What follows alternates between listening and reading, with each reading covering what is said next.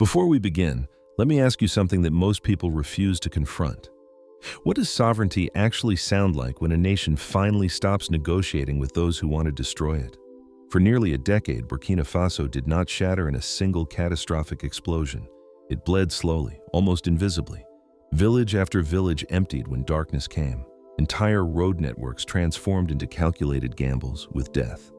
Farmers tended their crops knowing that annihilation could arrive at any moment, delivered by men who recognized no law, respected no boundary, honored no human dignity. This was not the spectacular collapse that captures international headlines. This was a country dying in installments while diplomats refined their talking points and adjusted their frameworks.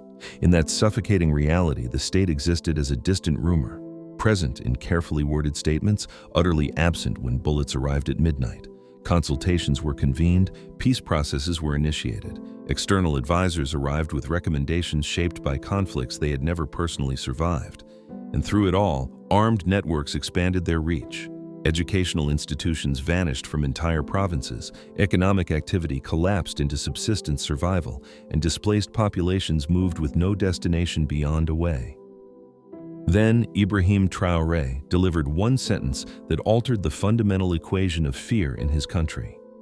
Terrorists, he declared without hesitation or ambiguity, possessed exactly two options: leave Burkina Faso or face elimination.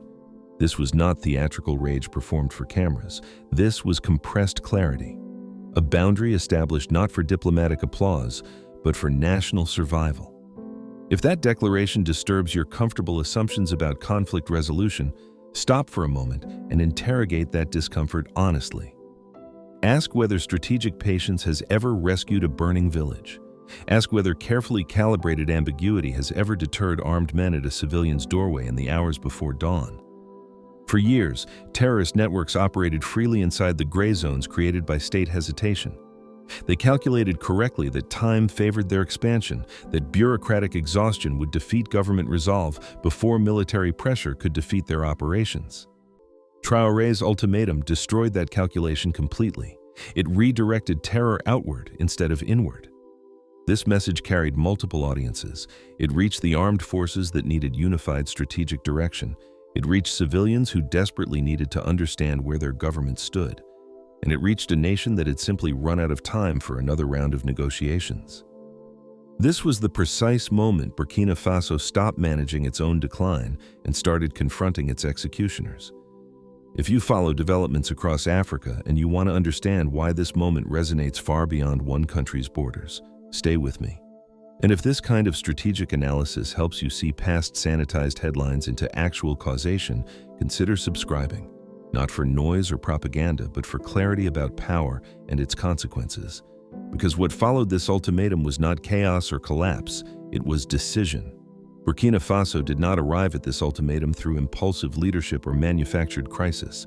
It was forced to this threshold step by agonizing step, year after brutal year, by pressure that never diminished and never paused. Armed groups expanded their territorial control gradually at first, testing boundaries in remote areas where state presence had always been theoretical. Then those experimental zones became operational bases. Then operational bases became confident strongholds.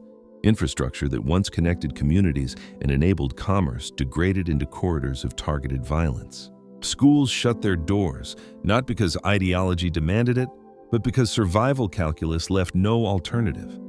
Market systems that had sustained regional exchange for generations simply evaporated. Families abandoned homes carrying nothing but fragments of identity. Over time, entire regions transitioned into gray zones where government authority existed exclusively on outdated maps and in speeches delivered hundreds of kilometers away. What made this erosion especially catastrophic was not merely the violence itself, but its normalization. Citizens began structuring their entire existence around expected attacks. Military units learned to brace for ambush rather than pursue initiative. Civilians internalized which days offered relative safety for movement and which days guaranteed risk. Terrorism achieves its deepest victory when fear becomes routine, because routine transforms resistance into mere survival. For years, the response followed predictable patterns refined by international practice. Official statements were carefully drafted, stern warnings were formally delivered, Negotiation channels were explored through approved intermediaries. Global partners contributed advice shaped by conflicts in entirely different contexts with entirely different histories. None of it stopped the territorial expansion. None of it prevented the funerals. Each delay, each consultative process, each call for restraint carried costs measured in displacement statistics and body counts that never reached international news cycles. Inside Burkina Faso, among both civilians and within military ranks, a quiet consensus crystallized. Strategic caution was no longer neutral policy. It had become actively destructive. This is the suffocating environment in which Ibrahim Traoré emerged as a defining figure. Not as a career diplomat shaped by compromise in conference rooms, but as a leader forged in the crucible of existential urgency. His language reflected what millions already believed but rarely heard articulated by those in power. The country was running out of time. National survival could no longer be postponed behind procedural niceties. When Traoré declared that terrorists faced only two choices, he was not announcing a new policy initiative for evaluation. He was closing a historical chapter. The era of strategic ambiguity ended in that single moment. There would be no more safe spaces where armed groups could shelter behind ideology, exploit negotiation processes, or disappear across unmonitored borders. Either they would abandon Burkina Faso completely, or they would encounter direct, sustained, and decisive force designed for elimination rather than containment. The impact of that statement registered immediately across multiple dimensions. Inside the armed forces, it simplified everything. Soldiers no longer navigated contradictory signals about restraint versus engagement, about proportionality versus effectiveness, about international optics versus operational necessity. The mission became unified around a single clear objective. Unambiguous language from political authority eliminated hesitation at tactical levels. When political will and military orders achieve perfect alignment, operational momentum follows naturally. For civilians exhausted by years of managed decline, the ultimatum offered something that had been absent from their lives for nearly a decade: certainty.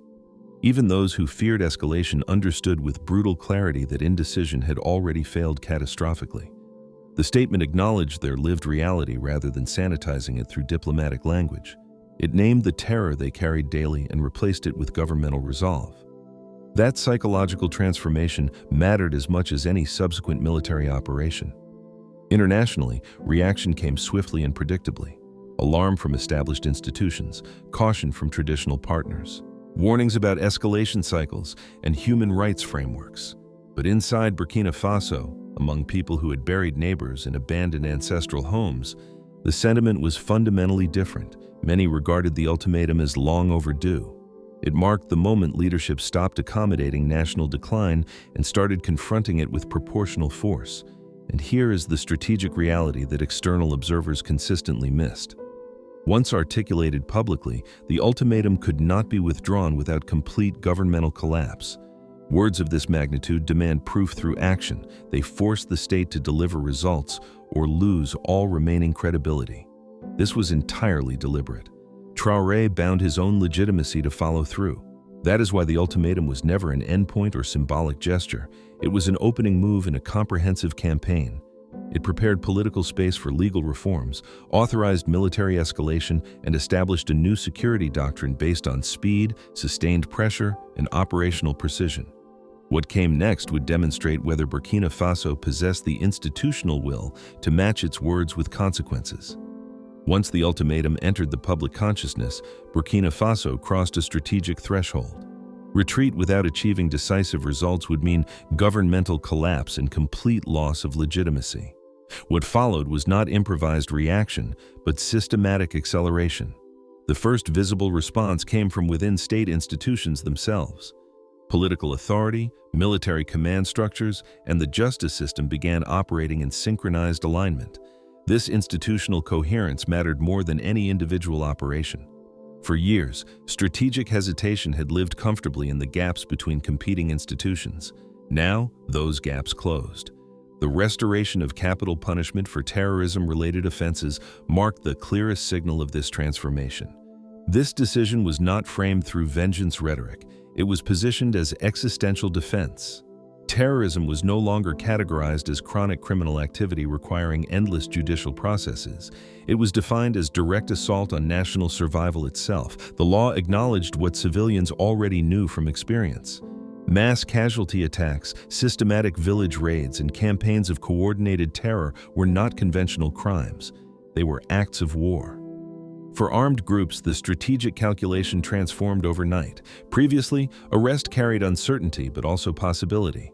Lengthy judicial processes, ambiguous sentencing guidelines, international pressure for leniency, and the potential for eventual release through political negotiations. All of this weakened deterrence. The reinstatement of capital punishment eliminated that entire calculation. Participation in terrorism now carried the maximum possible cost. This was not symbolic positioning, it was structural change in the risk-reward equation.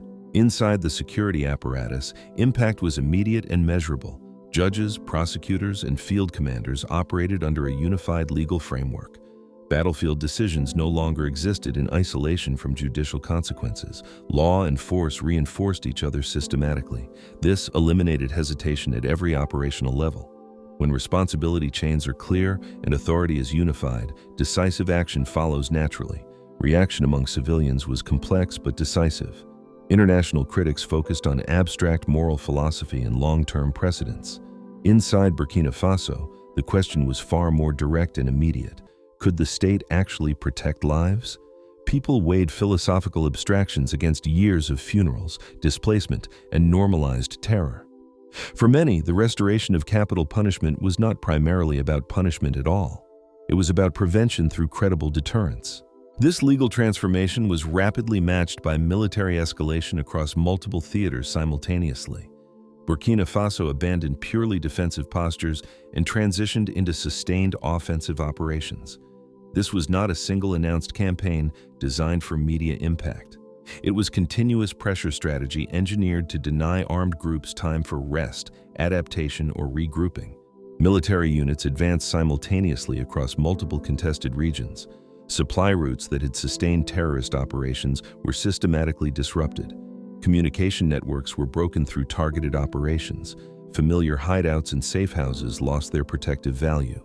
The strategic objective was elegantly simple: make continued survival inside Burkina Faso impossible for terrorist networks. A defining characteristic of this operational phase was relentless continuity. Operations did not pause after initial tactical successes for evaluation or recalibration. Pressure was maintained day after day, week after week. This created cumulative exhaustion inside armed groups and prevented the regrouping cycles that had sustained their operations for years. Speed replaced hesitation as the dominant characteristic of decision-making at every level. Border regions received fundamentally different treatment. Frontier zones that had functioned as escape corridors and retreat options became operational priorities rather than peripheral concerns. Patrols and strike operations extended systematically toward the edges of national territory, closing the attack and retreat pattern that had defined the conflict. Sovereignty was asserted kilometer by kilometer. For soldiers who had spent years in defensive deployments, this shift fundamentally altered unit morale and combat effectiveness. Passive defensive positions gave way to active pursuit based on intelligence. Instead of waiting to absorb attacks, units sought enemy concentrations proactively. Initiative replaced containment, purpose replaced frustration. The impact extended beyond immediate battlefield results. Civilians in previously contested regions began noticing tangible changes. Roads reopened cautiously. Market activity resumed in areas that had seen none for years. Displaced families began considering the possibility of return. These were not miraculous transformations. They were signals. The state was physically present again. This phase demonstrated conclusively that the ultimatum was not rhetorical theater. It was being systematically enforced. Words had become action. And as operational pressure mounted and territorial control shifted, Burkina Faso made another critical strategic choice that would define the entire character of the campaign. Instead of relying exclusively on mass troop deployments and overwhelming force, the state placed growing emphasis on elite special forces units trained specifically for speed, operational discretion, and surgical precision. This decision reflected hard lessons learned through years of asymmetric conflict. Large conventional formations can hold ground and establish presence. They cannot effectively dismantle mobile, adaptive terrorist cells that operate through dispersion and surprise. Special forces offered fundamentally different advantages. They moved with speed. They operated with minimal visibility. They struck based on actionable intelligence rather than routine patrol patterns. Rather than attempting to overwhelm entire territories, they isolated key leadership figures, critical supply nodes, and command elements. This approach reduced unnecessary destruction and limited civilian exposure to prolonged combat operations. It also addressed a deeper strategic vulnerability: trust. Elite units were composed of soldiers selected rigorously for discipline, capability, and reliability. In an operational environment where infiltration and deliberate misinformation posed constant threats, this unit cohesion mattered enormously. From a psychological warfare perspective, the shift was decisive. Terrorist leadership realized they were no longer facing predictable checkpoint patterns or reactive patrol schedules. They were being actively hunted by units capable of striking without warning, based on precise intelligence. The balance of fear began shifting fundamentally. The escalation did not remain confined to military operations. Once force, legal authority, and political leadership achieved alignment, consequences rippled outward into civilian consciousness and broader political culture across Burkina Faso. For ordinary citizens, the most significant transformation was psychological rather than immediately tactical. For years, pervasive fear had dictated every behavior pattern. Travel was carefully planned around risk assessment. Agricultural work meant gambling with your life. Nightfall brought anxiety rather than rest. What shifted was not the instant disappearance of all danger, but the fundamental perception of who controlled the initiative. The state was no longer merely reacting to events, it was actively shaping them. Burkina Faso's trajectory now carries implications extending far beyond its borders. Other nations facing prolonged insurgencies are studying this moment with intense interest. Some will reject the methods entirely, others will adapt elements to their own contexts, but none can ignore it. This is how security doctrines evolve across regions, not through theoretical papers, but through necessity confronting failure. The uncomfortable question persists. If your own country faced this exact level of sustained threat, ask yourself with complete honesty, would you still advocate for strategic patience, or would you demand immediate protection?